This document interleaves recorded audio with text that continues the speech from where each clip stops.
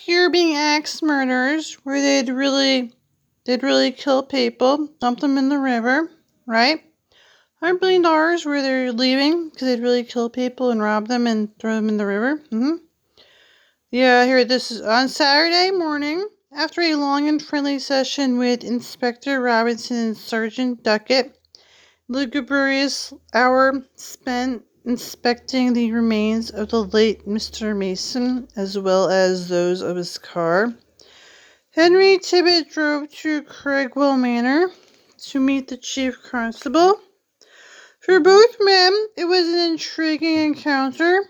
Sir John had heard a great deal about Chief Inspector Tibbet, the intuitive flair for detection which Henry called his nose. Sir John looked forward to the meeting with the same sort of curiosity that he would have felt at the prospect capturing a movie star, political personality, and when the meeting actually took place, he could not help feeling just a little disappointed. Surely a celebrated criminal hunter would be more of a character. This undistinguished, sandy-haired, middle-aged man, pleasant enough, certainly, and those dark blue eyes didn't miss much, but they were not Sir John's idea of Yard's top man, decidedly disappointing. As for Henry, he was sharply interested in the chief constable, or to be more precise, his attitude to Mason's death. Sir John showed a strange reluctance to talk about the matter at all. In particular, he was evasive when it came to discussing the Mansfield family. Finally, after much throat clearing, Sir John said, "As a matter of fact, Tibbet, George Mansfield rang me this morning.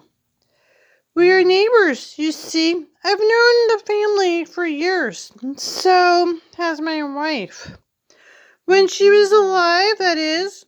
That's why, well, the fact is that George Major Mansfield would be pleased if you would take luncheon at the Grange today, just to get acquainted, as it were. It'll be purely a family affair.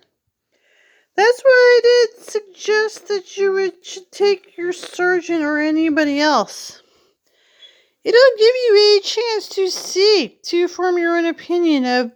Sir John stopped, tugging at his gray mustache in some embarrassment. Then he added, "They're Irish, of course." "The Mansfields?" queried Henry politely. "That's right, it's George's grandfather, who was first over and settled in England, I believe."